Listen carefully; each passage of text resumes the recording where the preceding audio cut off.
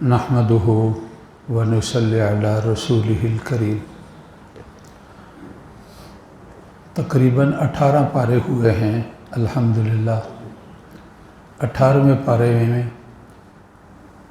دوسری صورت مبارکہ ہے، اس کو سورۃ النور کہتے ہیں۔ پہلی صورت سورۃ المومنون ہے اور جو دوسری صورت ہے اس کو سورۃ النور کہا جاتا ہے۔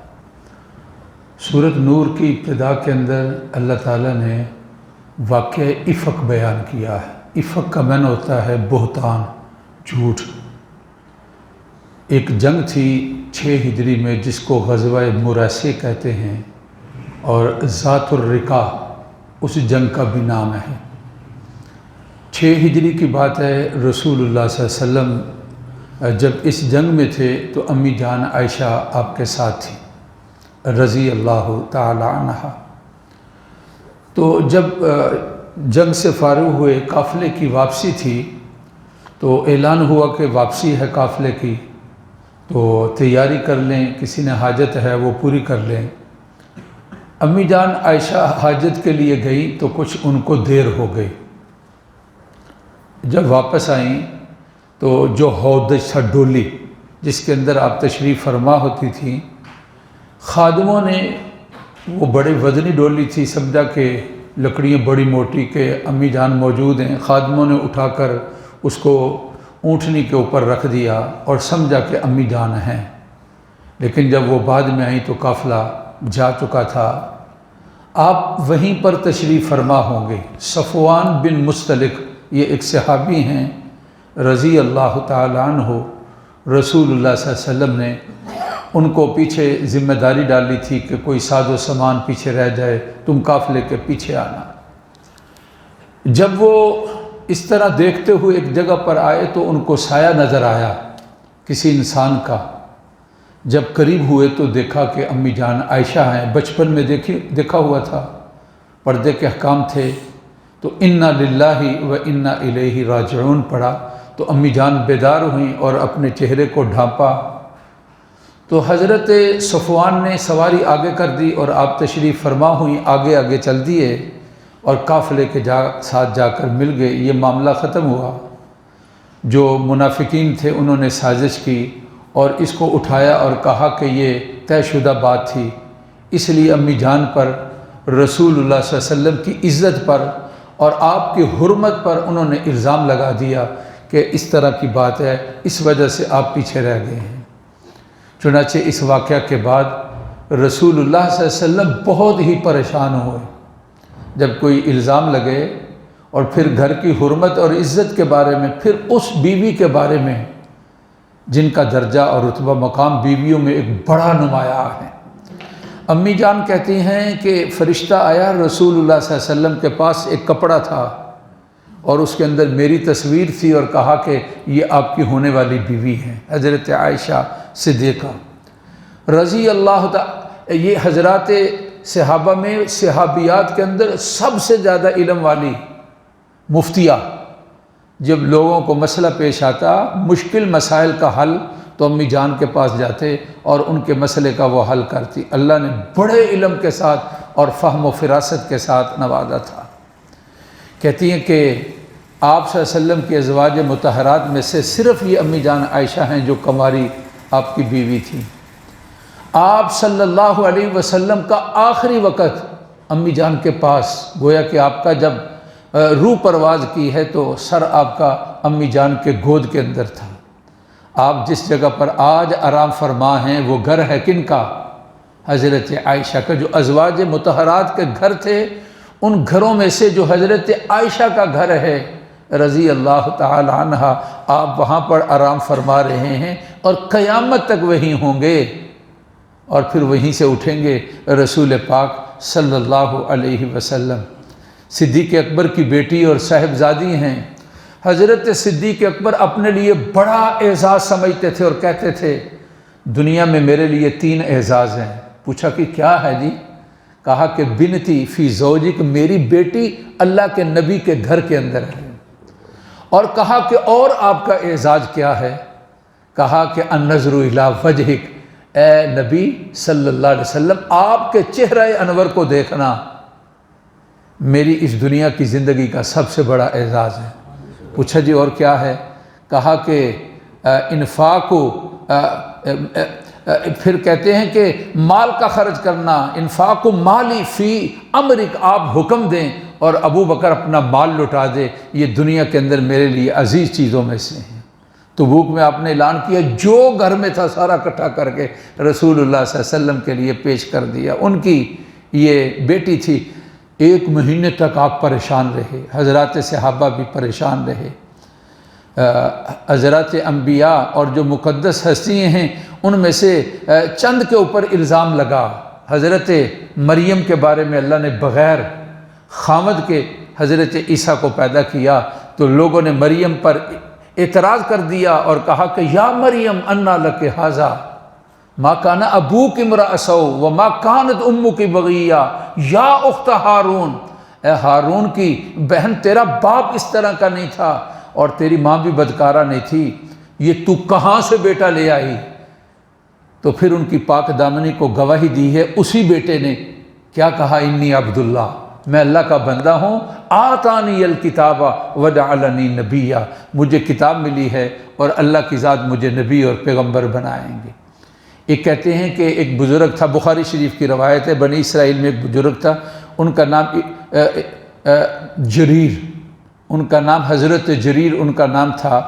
تو وہ بزرگ جو تھے ایک جگہ پر عبادت خانہ تھا، وہاں تشریف فرما ہوتے تھے۔ ایک عورت نے الزام لگا دیا کہ یہ میرے پاس بیٹا ان کا ہے۔ اس کی بھی ایک وجہ تھی، وہ والدہ محترمہ نے ان کو بلایا تو وہ کسی عبادت میں مشغول تھے، نماز میں، یا انہوں نے ان امی جان کو جواب نہ دی۔ امی جان نے کہا موت سے پہلے اللہ تجھے بدکارہ کا چہرہ دکھائے، یہ الزام لگ گیا۔ جب اس عورت نے یہ کہہ دیا کہ یہ بیٹا ان کا ہے تو ساری بستی اور ساری قوم نے ان کے اوپر حملہ کر دیا اور ان کا عبادت خانہ اور گھر سارا تباہ و برباد، بخاری شریف کی روایت ہے، تباہ و برباد کر دیا۔ انہوں نے کہا مجھے بتاؤ تو صحیح مسئلہ کیا ہے؟ انہوں نے کہا بچے سے کہا ہاں بھائی تو بتا تو کس کا بیٹا ہے؟ وہ چھوٹا بچہ گود کا بول پڑا کہ میں فلانے چرواہے کا بیٹا ہوں، بکریاں چرانے والا میں اس کا۔ اللہ تعالیٰ کبھی کسی اللہ کے بندے پر الزام لگتا ہے تو اللہ کی ذات کبھی اس طرح اس کو قوت گویائی دے دیتے ہیں۔ تو حضرت مریم کی صفائی کو ان کے بیٹے حضرت عیسیٰ علیہ السلام نے بیان کیا ہے۔ اور جب حضرت امی جان حضرت عائشہ رضی اللہ تعالی عنہ ان پر جب الزام لگاتا ہے تو پھر اللہ خود اپنے کتاب کے اندر آسمانوں سے وحی نازل کر کے سورۃ نور کے اندر اپنی کتاب کے اندر بیان کر دیا، الطیبات للطیبین، جو پاکیزہ لوگ ہیں ان کی بیویاں پاکیزہ ہیں، والخبیثات للخبیثین، جو ناپاک اور بدکارہ عورتیں ہیں وہ کسی نبی کے گھر نہیں ہو سکتی ہیں۔ 3 رکوعوں کے اندر حضرت عائشہ کی پاک دامنی اور اس کے ساتھ کئی قواعد اور ضوابط کو بیان کیا ہے۔ 3 مسلمان تھے جو منافقوں کی سازش کے اندر آ گئے، ان میں سے ایک حضرت حسان بن ثابت ہیں، ان میں سے ایک مستح ہیں، اور ان میں سے ایک ہمنہ ہے۔ ہمنہ ایک عورت ہے۔ اللہ کا حکم آیا کہ جنہوں نے یہ الزام لگایا اور گواہی نہیں ہے ان کے اوپر 80 کوڑے حد لگنی ہیں، اور اس حد کے بعد ان آدمیوں کی کبھی بھی گواہی کو قبول نہیں کرنا ہے۔ اس کو حد قذف کہا جاتا ہے، الزام کی حد۔ چنانچہ حد لگی۔ یہ مستح جو تھا نا، یہ بڑا غریب آدمی تھا اور رشتہ دار تھا حضرت عائشہ کا۔ حضرت صدیق اکبر نے اس کا وظیفہ لگایا ہوا تھا غریب ہونے کی وجہ سے۔ جب یہ پتہ چلا نا تو حضرت صدیق نے قسم کھا لی کہ آج کے بعد مستح پر میں نے کوئی خرچ نہیں کرنا ہے۔ 1 مہینے کے بعد وحی آئی اور حضرت عائشہ کی پاک دامنی کو اور عفت کو اور آپ کے دامن کو صاف ہونے کو قرآن نے بیان کیا۔ تو کہتے ہیں کہ اللہ تعالیٰ کی جانب سے یہ حکم آ گیا سورۃ نور کے 3 رکوع کے اندر، وَلَا يَأْتَلِ أُولُو الْفَضْلِ مِنْكُمْ وَالسَّعَةِ أَنْ يُؤْتُوا أُولِي الْقُرْبَى وَالْمَسَاكِينَ وَالْمُهَاجِرِينَ فِي سَبِيلِ اللَّهِ وَلْيَعْفُوا وَلْيَصْفَحُوا۔ جو طاقت والے وسعت والے ہیں ان کو یہ نہیں چاہیے کہ وہ قسم کھا لیں اور اس کے اندر یہ کہیں کہ ہم قریبیوں پر اور مسکینوں پر ہم خرچ نہیں کریں گے، ایسی قسم نہیں کھانی چاہیے، بلکہ اگر غلطی ہوئی ہے تو ان کو کیا کرنا چاہیے؟ فَلْيَعْفُوا وَلْيَصْفَحُوا، ان کو چاہیے کہ معاف کر دیں اور درگزر کریں۔ اور پھر فرمایا أَلَا تُحِبُّونَ أَن يَغْفِرَ اللَّهُ لَكُمْ، کیا تم نہیں چاہتے کہ اللہ تعالیٰ تمہاری مغفرت کر دے؟ اللہ معاف فرمانے والے، رحم فرمانے والے ہیں۔ اب دیکھو کتنا بڑا الزام تھا اور کتنی بڑی تکلیف تھی، اور حضرت صدیق اکبر کے اور ان کے دل کے اوپر یہ میں مختصر واقعہ بیان کیا، وگرنہ آپ ذرا دیکھیں گے کہ کیا حالات یہ مہینہ مسلمانوں کے گزرے تھے۔ جب یہ قرآن کی آیت آئی نا، اللہ کا حکم آ گیا نا، تو صدیق، میں ادھر پہنچ کر تلاش کرنے لگا، صدیق نے کہا میں جا کر عائشہ سے پوچھوں کہ میں معاف کر دوں بیٹی سے، تیرے اوپر الزام لگا تھا، تو میں اپنی اہلیہ سے پوچھوں تیری بیٹی پر الزام لگانے والا معاف کر دوں؟ اپنے بیٹے سے پوچھوں کہ تیرے بہن کے اوپر الزام لگانے والا؟ اللہ کے نبی سے پوچھوں آپ کی حرمت کے اوپر؟ نہیں۔ جس وقت یہ آیت مبارکہ سنی، الا تحبون ان یغفر اللہ لکم، کیا تم پسند نہیں کرتے کہ اللہ تمہیں معاف کر دے؟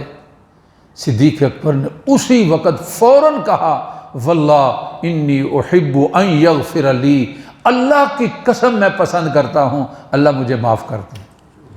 اور مصطح کا وہ خرچہ جو بند تھا اس کو جاری کر دیا، جو پیچھے رہ گیا تھا وہ بھی اس کو دے دیا۔ آج ہمیں بھی کئی لوگوں سے دکھ ہوگا، مفتی صاحب نے ڈنڈی ماری ہے، پی ٹی آئی تے نون لیگ دے وچ انہیں رکمہ دے دیتا ہے، کیا تباہی ہے یار۔ مفتی صاحب کہیں گے جی اس نے میرا احترام نہیں کیا جی، یہ چھوٹی یہ باتیں ایسے گرا لگا دی ہے، ایسے گرا۔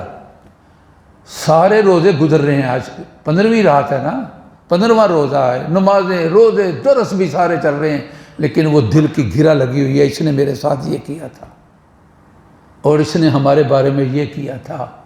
واپسی، پیچھے ہٹ جانا، یہ نام ہی نہیں، ہماری کتابوں کے اندر نہیں ہے کہ پیچھے ہٹ جائیں، درگزر کر دیں، معاف کر دیں۔ وہ دیکھو کتنا بڑا مسئلہ تھا، لیکن دوسری محفل نہیں لی۔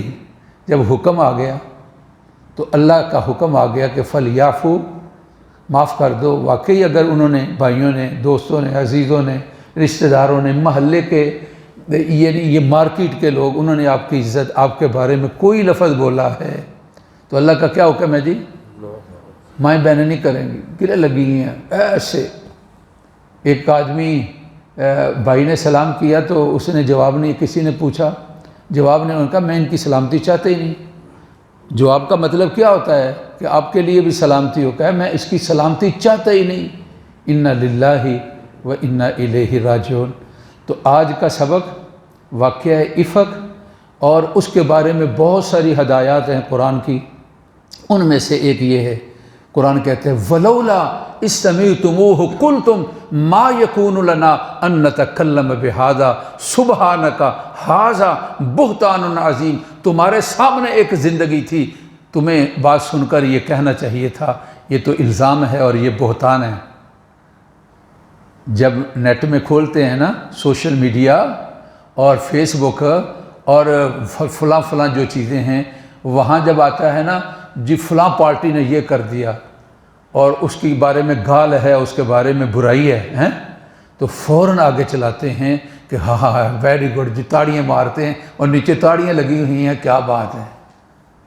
آپ صلی اللہ علیہ وسلم نے فرمایا کفا للمرء کاذبا ان یحدث بما سمع۔ رسول اللہ صلی اللہ علیہ وسلم نے کہا آدمی کے جھوٹا ہونے کے لیے یہی کافی ہے، کیا؟ جو بات سنے اس کو آگے چلا دیں۔ جو بات فیس بک کی سامنے آئی ہے دل کو لگی بڑے خوش ہوئے، لیا فلانے نے سٹی وہ جلے گا، انا للہ۔ آج ہمارا کام خوش کرنا نہیں ہے، ہمارا کام کیا ہے؟ جلانا ہے۔ جلانے کے لیے ہم فیس بک چلاتے ہیں، جلانے کے لیے ہم آگے۔ یہ بہت بڑی بات ہے اور بہت بڑا گناہ ہے۔ اگر کوئی بات اچھی ہو قرآن و حدیث کی، اس کو آگے چلانے سے پہلے کسی اہل علم سے پوچھنا چاہیے یہ کیسی ہے، تو پھر آگے چلا دیں۔ اور باقی اگر سیاسی باتیں ہیں تو توبہ کرو، ووٹ آئیں گے نا، جس کو جی چاہتا ہے ٹھپا لگا دو، لیکن اس طرح کی نفرت اور اس طرح کی باتیں آگے چلانے سے، اور یہ جھوٹ ہوتا ہے اکثر جس کی ہمارے پاس کوئی دلیل نہیں ہے۔ کل ہم سے پوچھا گیا کہ فلانے کے اوپر یہ الزام لگایا تھا، تو کیا یہ کافی ہوگا کہ فیس بک میں آیا تھا؟ ایمان سے بتاؤ۔ آج ہی کوئی جج صاحب بلا لیں، ہاں جی مفتی صاحب تسی فلانے نے یہ کیا ہے، تو میں کہوں جی میں فیس بک کے پڑھیا سی، یہ کوئی دلیل ہے؟ اللہ کے حضور کہاں چلے گی؟ اس لیے اپنے کو بچاؤ۔ بہت اچھے ہیں جو ایسی باتوں سے گزر جاتے ہیں، گزر جایا کرو اور پیچھے ہٹ جاؤ، درگزر کر دو۔ اللہ تعالیٰ درگزر کرنے والوں کو معاف فرماتا ہے۔ الحمدللہ رب العالمین۔ اللہم صلی علی سیدنا و مولانا محمد وعلی آل سیدنا و مولانا محمد وبارک وسلم۔ اللہ ہماری محفل قبول فرما، گناہوں کو معاف فرما۔ اے اللہ رمضان المبارک کے روزے تراویح قبول فرما۔ 15 تراویح ہو گئی، اے اللہ جو باقی 15 ہیں وہ بھی نصیب فرمانا۔ اے اللہ والدین بہن بھائی جو فوت ہوئے مغفر فرما، بیمار ہیں اللہ صحت دے دے، بچے بیمار ہیں، بیٹے بیٹیاں بہنیں بھائی اللہ سب کو صحت دے دے، خوشحالی کی زندگی دے دے۔ درگزر کرنا معاف کرنا اے اللہ نصیب فرما۔ سیاستدانوں کو، عدلیہ کو، اے اللہ طاقت والوں کو، کمزوروں کو، اے اللہ سب کو معافی کی توفیق دے دے۔ مل جل کر بیٹھیں، درگزر کریں، ملک کی بہتری کے فیصلے کریں۔ وصلی اللہ تعالی علی سیدنا و مولانا محمد و آلہ و اصحابہ اجمعین برحمتہ۔